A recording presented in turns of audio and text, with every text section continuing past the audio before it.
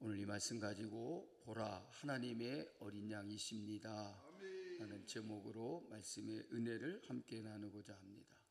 오늘도 주님 앞에 나와 예배하는 여러분들의 심령에 세상의 모든 근심과 걱정이 떠나가고 여러분들의 마음에 기쁨이 충만하여 평강이 있기를 축복합니다.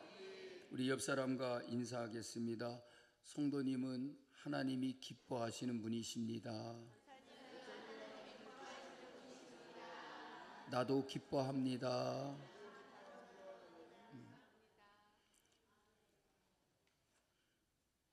하나님이 기뻐하시면 됐지 뭐 나까지 뭐 기뻐하고 뭐 그래. 그러지 마시고 우리 모두 다 하나님의 기쁨이요 우리의 기쁨이 되는 성도들이 되시기를 바랍니다. 유초등부 아이들에게 다윗과 골리앗에 대한 이야기로 설교를 한 후에 아이들에게 각기 느낀 점을 물었습니다. 그러자 한 아이가 제일 먼저 번쩍 손을 들고 말했습니다. 돌을 가지고 놀면 다칩니다 라고 이렇게. 또 다른 아이가 손을 들고 말합니다. 돌에 맞으면 아픕니다. 또 한 아이가 손을 들고 대답을 했습니다. 이번에 안 오시면 다시 한번 하겠습니다. 돌이 날아오면 고개를 반드시 숙여야 됩니다. 이렇게 얘기했다. 다윗과 골리앗의 이야기를 아는 사람은 웃으시고 다윗과 골리앗의 이야기를 모르시는 분은 아마 이 얘기가 무슨 뜻인지 모를 수도 있을 것입니다. 어쨌든 아이들과 같이 순진한 마음을 가지되 우리는 이 시간 하나님의 말씀을 확실히 깨닫고 그 말씀을 알아서 보라 이분이다. 즉 이분은 세상 죄를 지고 가는 하나님의 어린 양, 그분이 바로 이분이다라고 우리는 확실하게 세례 요한처럼 증거할 수 있는 여러분들이 되시기를 바랍니다. 오늘 말씀에서 세례 요한이 예수님을 사람들에게 뭐라고 소개하는지를 우리가 보게 됩니다. 예수님이 어떤 분이신지를 세례 요한이 증언하고 있는 것입니다.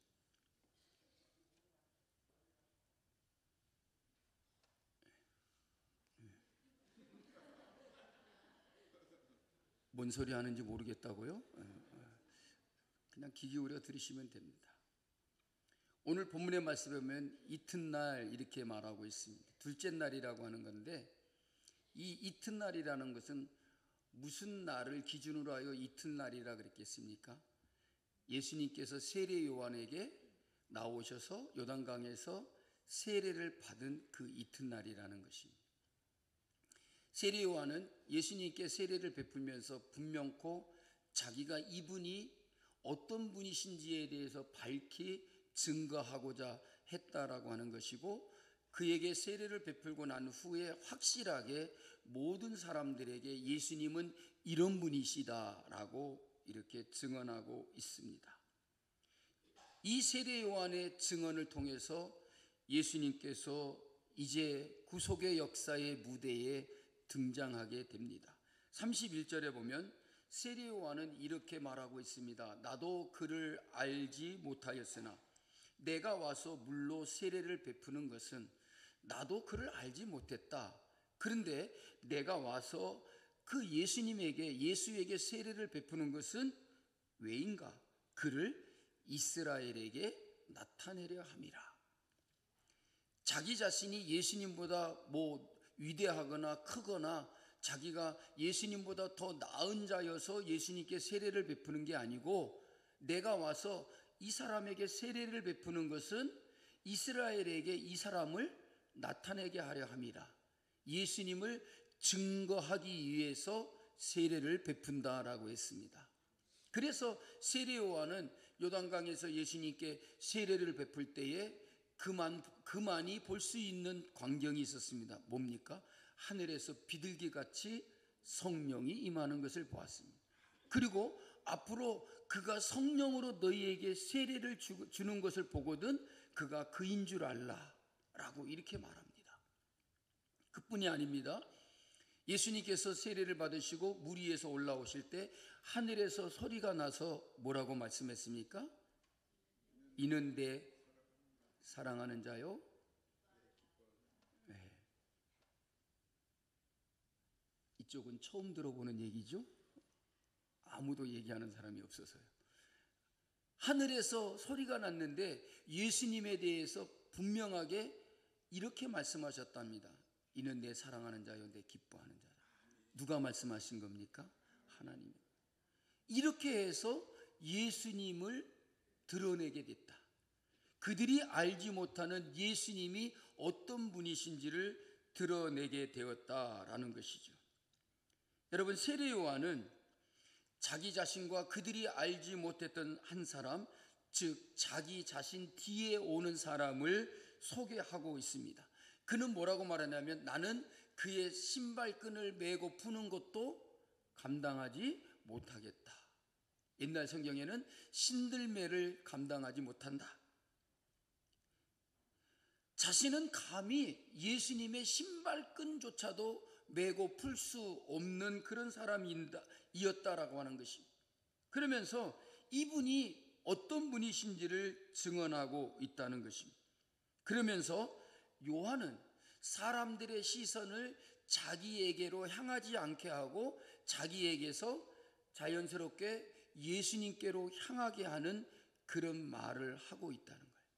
이제는 자기 자신에게 집중할 것이 아니라 예수 그리스도에게 그들의 시선을 집중하게 하려고 한다는 것입니다. 여러분, 우리는 언제나 누가 뭐라고 해도, 누가 말씀을 전하든지, 누가 무슨 말을 전하든지 우리는 그 사람에게 집중할 것이 아니라 우리에게 증거되어지는 예수님께 집중하고 우리의 시선을 예수님께 두고 살아야 될 줄로 믿습니다. 요한복음 1장 29절에 세례 요한은 사람들에게 이렇게 말하고 있습니다. 29절 말씀 다 같이 읽어보겠습니다. 이튿날 요한이 예수께서 자기에게 나오심을 보고 이르되, 보라, 세상 죄를 지고 가는 하나님의 어린 양이로다. 전날 예수님께 세례를 베푸고 난 후에 그 이튿날에, 두 번째 날에 예수님이 자기에게 나오시는 것을 보고 이렇게 말합니다. 세상 죄를 지고 가는 하나님의 어린 양이로다. 주목하여 보라, 바로 이분이다. 이분이 바로 우리의 죄를 지고 가시는 하나님의 어린 양이다라는 것입니다. 지금 우리는 이 어린 양이라고 하는 비유를 통해서 예수님이 어떤 분이신지를 쉽게 이해할 수 있습니다. 그때 그 당시에 이 말씀을 직접 들었던 사람들은 어땠을까요? 당시 유대인들은 과연 이 말씀을 어떻게 이해했을까라고 하는 것입니다. 어떻게 이해했는지 알기 위해서는 그들이 알고 있었던 구약 성경을 통해서 어린 양에 대해서 우리가 알아볼 필요가 있다라고 할 수 있을 것입니다. 성경학자들은 구약에 나오는 어린 양을 통해서 세례 요한이 말하고 있는 그 어린 양의 의미를 설명하고 있는 것입니다. 왜냐하면 구약 성경에도 여러 곳에서 이 어린 양에 대해서 언급을 하고 있고 그 어린 양을 이야기하고 있음을 볼 수가 있습니다. 창세기에서 아브라함이 이삭을 대신하여 드렸던 어린 양이 있습니다. 출애굽기에 보면은 애굽에 내렸던 10가지 재앙 중에서 10번째 장자의 재앙이 임할 때에 그 땅에 있는 유대인들에게 그 장자의 재앙이 임하지 않도록 하기 위해서 어린 양의 피를 그들의 문에다가 발랐다는 것입니다. 레위기에서는 제사를 드릴 때마다 제물로 바쳐지는 어린 양이 있습니다. 이사야서에는 도수장으로 끌려가는 털 깎는 자 앞에서 잠잠한 어린 양을 이야기하고 있습니다. 이 말씀 속에서 우리는 이 어린 양이 어떤 의미를 가지는지를 우리가 생각해 봐야 할 것입니다. 이는 모두 다 대속의 어린 양입니다. 이삭을 대신하여 하나님께서 예비하신 양으로 번제를 드리게 했습니다. 이스라엘 백성들의 모든 죄를 사함받기 위하여 그들의 죄를 대속할 어린 양을 잡아서 드렸습니다. 애굽 땅에 내려지는 그 장자의 죽음의 재앙이 임하지 않도록 어린 양을 잡아서 그 피를 그들의 문에다가 발랐습니다. 도수장으로 끌려가는 양과 같이 아무런 저항도 없이 스스로 예수님은 십자가를 지시려고 죽으시려고 했다라고 하는 것입니다. 그 어린 양을 말하고 있습니다. 구약에서의 희생당한 이 어린 양을 통해서 그 실체가 되는 예수님을 생각할 수 있게 되는 것입니다. 이 어린 양에 대해서 말할 수 있는 것들이 많이 있겠지만 오늘 저는 이 어린 양에 대해서 두 가지로 생각해 보면서 말씀을 나누고자 합니다. 첫째는 바로 대속입니다. 세례 요한은 어린 양에 대해서 이렇게 설명합니다. 세상 죄를 지고 가는 어린 양이다. 바로 대속하기 위한 희생의 제물을 말하고 있습니다. 자기의 죄로 인해서 십자가에 달리는 것이 아니라 세상 죄를 지기 위해서 십자가에 달리시는 예수님입니다. 그가 바로 하나님의 어린 양이다. 구약에서 언급한 어린 양은 우리의 죄를 대속하기 위해서 죽음을 당하신 메시아, 곧 하나님의 아들로 이 땅에 오신 예수님이신 것입니다. 여러분, 죄는 우리가 지었는데 죄의 형벌은 그 어린 양이 대신 받았다는 말입니다. 그래서 이 어린 양은 바로 우리의 구속자 메시아임을 말씀하고 있는 것입니다. 이사야 선지자가 증언하기를 이사야서 53장 5절 말씀에 그가 찔림은 우리의 허물 때문이요 그가 상함은 우리의 죄악 때문이라. 그가 징계를 받음으로 우리가 평화를 누리고 그가 채찍에 맞음으로 우리가 나음을 입었도다. 그의 찔림과 상함과 징계와 채찍은 모두 다 자기 자신 때문이 아니라 우리를 위한 것이었다라고 말하고 있습니다. 특별히 세례 요한이 어린 양이라고 말할 때 이 어린 양은 여러 양들 중에서 한 마리의 양을 말하는 것이 아닙니다. 옛적부터 계속 희생되어 왔던 수많은 번제물로 바쳐졌던 어린 양을 말하고 있는 것이 아닙니다. 당시에도 계속 드려졌던 어린 양 중에 하나가 아니라는 말입니다. 이 어린 양은 세상 죄를 위한 단 하나뿐인 어린 양이라는 것입니다. 그 하나뿐인 어린 양을 세례 요한은 뭐라고 말하고 있습니까? 하나님의 어린 양이다.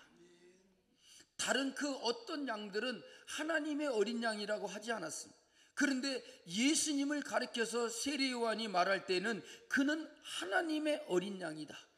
하나님의 어린 양이라는 말은 하나님이 준비하시고 하나님께서 보내주신 양이라는 것입니다.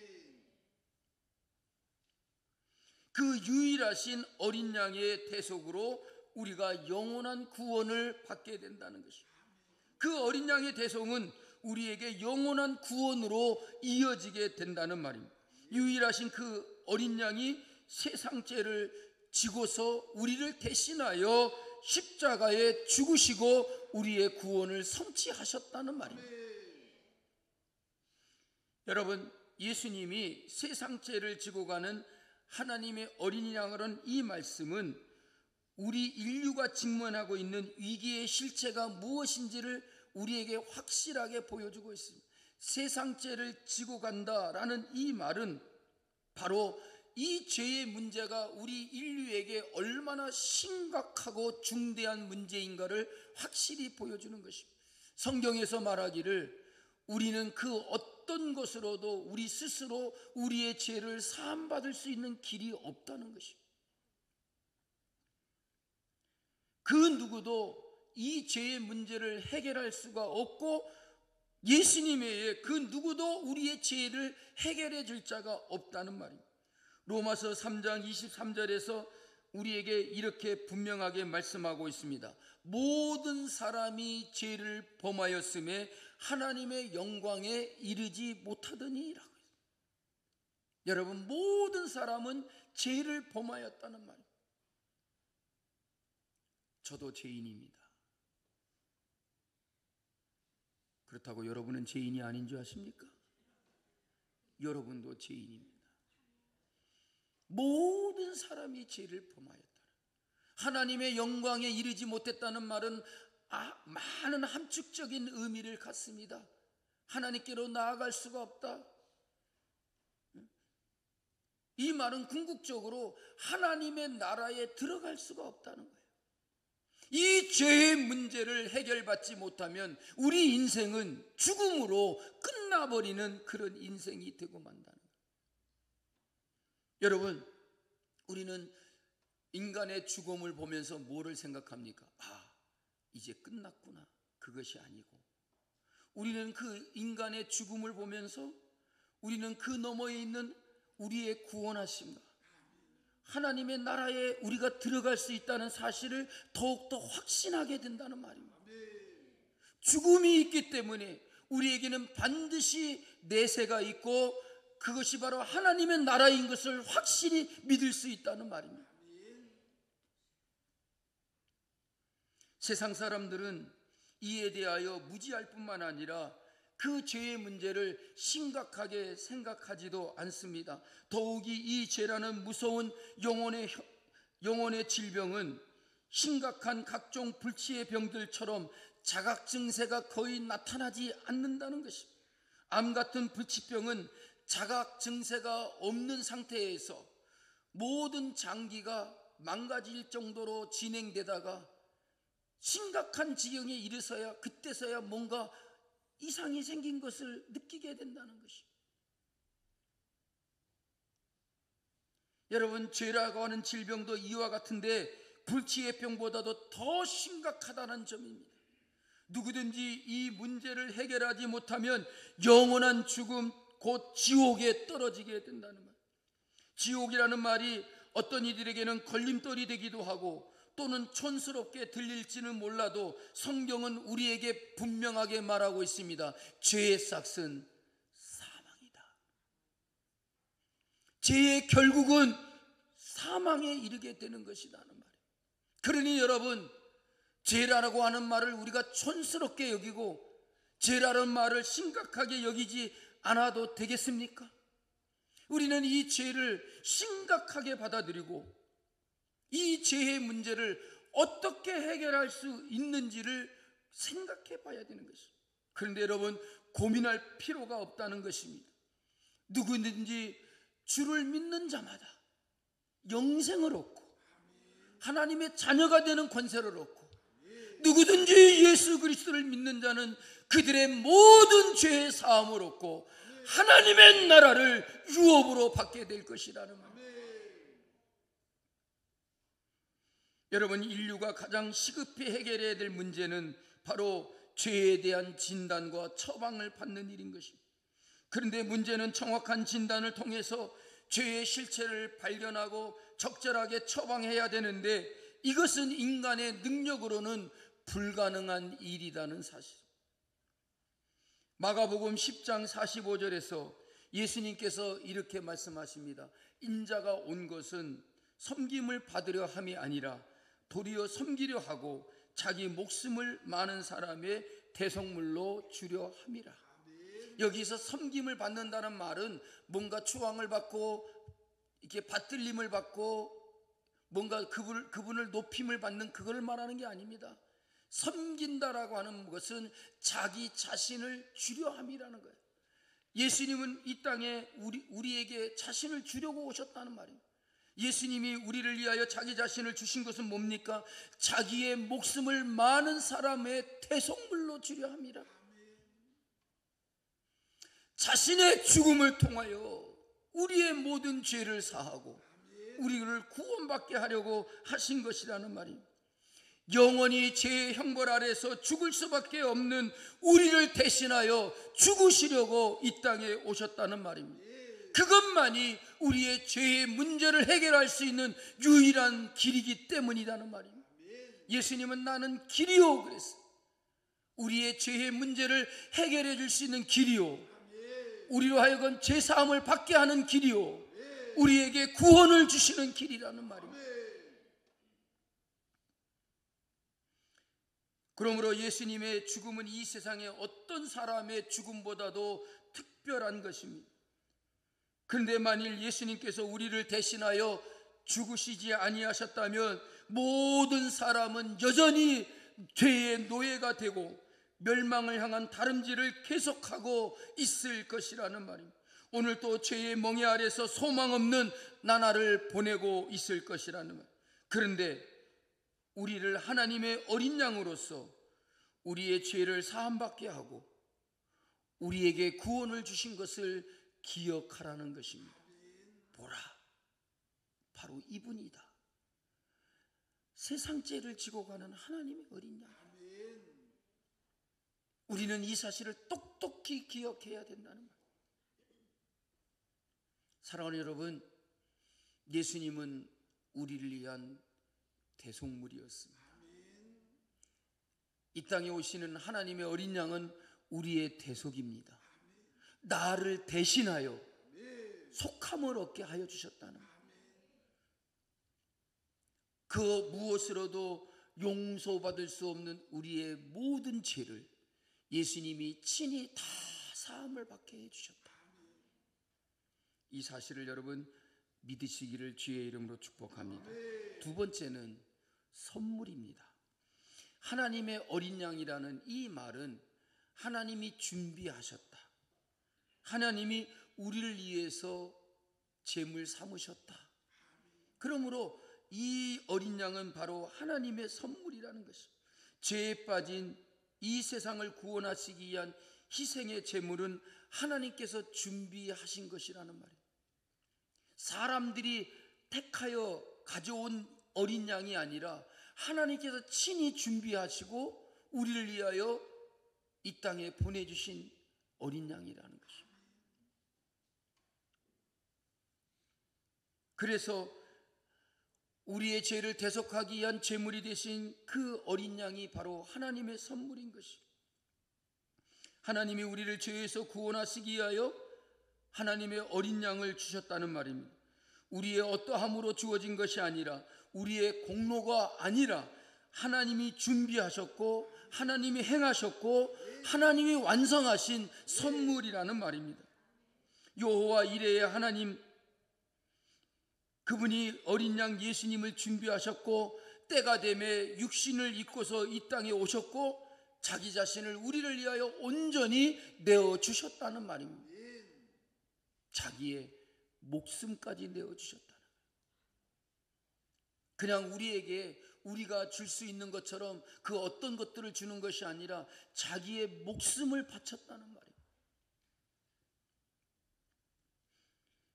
세례 요한의 증언은 분명하고도 확실하다는 것입니다. 하나님의 선물인 이 어린 양의 희생을 통해서 우리의 죄를 사하시고 우리에게 구원을 선물로 주셨다는 이 말씀이 자기가 말하고 있는 이 말이 분명하고도 확실하다는 것입니다.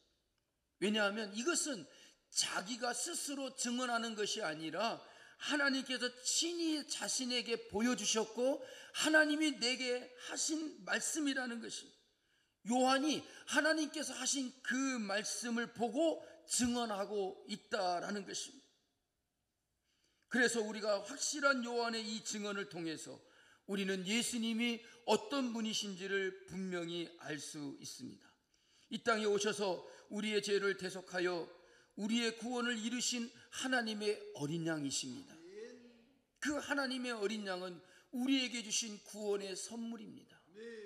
그 어린 양의 희생으로 말미암아 우리는 하나님께로부터 은혜의 선물인 구원을 받게 되었다는 거예요. 그렇습니다. 기독교가 타종교와 다른 것은 바로 이 하나님의 은혜인 것입니다. 여러분, 타종교는 구원을 얻기 위해서 선한 일을 하라고 합니다. 고행을 하라고 합니다. 수도를 하라고 합니다. 구원을 받을 자격을 갖추라고 말합니다.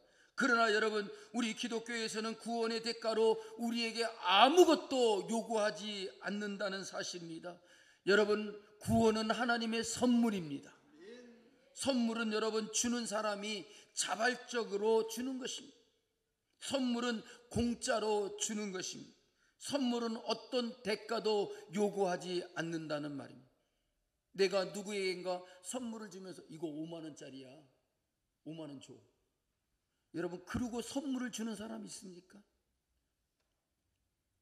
선물은 그 어떤 대가를 요구하지 않고 그에게 주는 게 선물입니다. 여러분, 구원은 하나님의 선물입니다. 하나님께서 그의 은혜 안에서 우리에게 거저 주신 선물인 것입니다. 죄인인 우리를 구원해 주시되 아무 값 없이 조건 없이 우리에게 생명과 구원을 주셨다는 말입니다.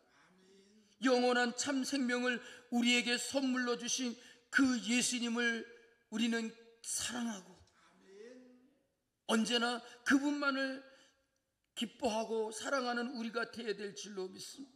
여러분, 사순절 이 기간을 보내면서 여러분의 마음속에 주님을 사랑하는 마음이 더 커지기를 원합니다. 주님을 사랑하는 마음이 더 뜨거워지기를 원합니다. 식어가는 우리의 사랑이 뜨거워질 수 있기를 바라고, 이 사순절 기간이 주님과 좀 더 가까워지는 시간들이 될 수 있기를 간절히 바랍니다. 여러분, 우리가 공짜로 사용하는 것들이 너무나 많습니다. 사실 값으로 환산할 수 없는 많은 것들을 우리는 공짜로 누리고 있습니다. 햇빛을 주셨습니다. 공기를 주셨습니다. 우리에게 물을 주셨습니다. 이 따뜻한 날씨를 우리에게 주셨습니다. 근데 여러분, 이 모든 건 다 공짜입니다. 이렇게 말하니까 우리는 물을 돈 주고 사 먹는데요, 그건 지들이 하는 것이고 하나님은 우리에게 공짜로 주셨다는. 여러분, 이 모든 것을 다 공짜로 주셨는데 우리의 이것보다도 더 귀하고 더 큰 것이 뭐냐? 우리의 죄를 사해 주시고 우리를 구원해 주신 것. 이것은 가장 큰 선물이라는 말이에요. 여러분, 만약에 우리가 선한 일을 해야만이 구원받을 수 있다면 여러분, 왜 스스로 하나님께서는 자기 아들을 십자가에 죽이시면서까지 우리를 구원하셨을까요? 그 어떤 것으로도 우리가 구원받을 수 있는 길이 없기 때문에 하나님은 자기 아들을 이 땅에 내려보내시고 스스로 십자가를 지시고 십자가에 달려 죽게 하셨다라는 말입니다. 인간의 그 어떠한 선행도 구원의 값을 치를 수 있는 것이 못 되기 때문에 하나님께서 사랑하는 그 아들 예수님을 우리를 대속하기 위한 하나님의 어린 양으로 이 땅에 보내주시고 그를 십자가에 달려 죽게 하시고 그를 믿는 모든 사람들에게 값없이 구원을 받도록 하신 것이라는 말입니다. 사랑하는 성도 여러분, 구원은 하나님의 은혜요, 하나님의 선물이며 우리 모두가 다 받을 수 있다는 말입니다. 그 누구에게도 차별이 없다는 말이에요. 누구든지 믿기만 하면 그 선물을 우리에게 주신다는 말입니다. 내 노력과는 상관없는 것이라는 말입니다. 그것이 바로 하나님의 은혜임을 말씀해 주고 있습니다. 에베소서 2장 8절 말씀에 너희는 그 은혜에 의하여 믿음으로 말미암아 구원을 받았으니 이것은 너희에게서 난 것이 아니요 하나님의 선물이라. 너희는 그 은혜에 의하여. 그게 뭡니까? 우리는 도저히 구원받을 수 있는 길이 없기 때문에 하나님께서 친히 당신의 아들을 이 땅에 보내어 주신 것, 그로 하여금 십자가에 달려 죽게 하신 것, 이게 하나님의 은혜라는 거예요. 그것을 믿음으로 말미암아 우리를 구원받은 것입니다. 우리에게 구원을 받기 위해서 하나님은 어떤 것을 요구하지 않습니다. 어떤 대가를 지불해야 된다고 말씀하지 않아요. 왜냐하면 그것은 우리에게서 난 것이 아니고 하나님의 선물이기 때문이다. 여러분, 하나님께서 여러분들에게 구원을 선물로 주심을 믿으십니까? 세상 죄를 지고 가시는 하나님의 그 어린 양은 우리에게 구원의 선물을 주시는 분이시다. 오늘 또 그 구원의 은혜를 누리며 살아가시기를 주의 이름으로 축복합니다. 이 사순절 기간에 예수님을 생각할 때마다 값없이 어떤 대가도 우리에게 요구하지 않고 나에게 어떤 대가를 치르라고 말씀하지 아니하고 그저 값없이 우리에게 구원을 선물로 주신 하나님을 찬양하고 하나님의 어린 양으로 이 땅에 오신 예수님을 사랑하는 저와 여러분들이 되시기를 주님의 이름으로 축복합니다. 구원을 위해서 우리가 할 수 있는 일은 오직 믿는 것뿐입니다. 그런데 여러분, 우리는 그 믿음마저도 올바른 믿음을 갖지 못하고 올바르게 신앙생활하고 있지 못한 것은 아닙니까? 다른 것 요구하지 않고 다른 것 하라고 하지 않으니까 오직 믿음으로 살고 믿음을 가지라고 하는데 예수님께서는 너희는 어찌하여 믿지 못하느냐? 믿음 없는 자가 되지 말라고 그렇게 예수님이 말씀하지 않았습니까? 사랑하는 성도 여러분, 오늘도 세례 요한을 통해서 우리에게 증거해 주시는 이 예수님을 우리는 똑바로 믿고 세상 죄를 지고 가는 하나님의 어린 양을 우리는 똑바로 바라보고 믿음으로 살아가고 구원 얻는 하나님의 백성으로 살아가시는 저와 여러분들이 되시기를 주의 이름으로 축복합니다. 구원을 위해서 우리가 할 수 있는 일은 오직 믿는 것뿐입니다. 하나님만이 그것만을 여러분에게 요구하고 있습니다. 믿음 없는 자가 되지 말고 믿는 자가 되십시오. 적게 믿는 자가 되지 말고 큰 믿음을 가지시기 바랍니다. 여러분을 보실 때에 이만한 믿음을 만나본 적이 없더라고 그렇게 칭찬해 주실 수 있는 성도들이 되시기를 바랍니다. 여러분, 내가 만난 예수님에 대해서 보라, 이분이다 라고 확신 가운데서 우리도 증언할 수 있기를 바랍니다. 이를 위해서 사도 요한이 이 복음서를 기록했고 예수님을 우리에게 증언하고 있는 것입니다. 우리 모두 다 나를 위해 자신을 내어주신 예수님을 나의 죄를 대속해 주신 하나님의 어린 양이심을 믿고 예수님만을 나의 구주로 삼고 살아가는 성도 여러분들이 되시기를 주님의 이름으로 축복합니다. 다 같이 자리에서 일어나시겠습니다.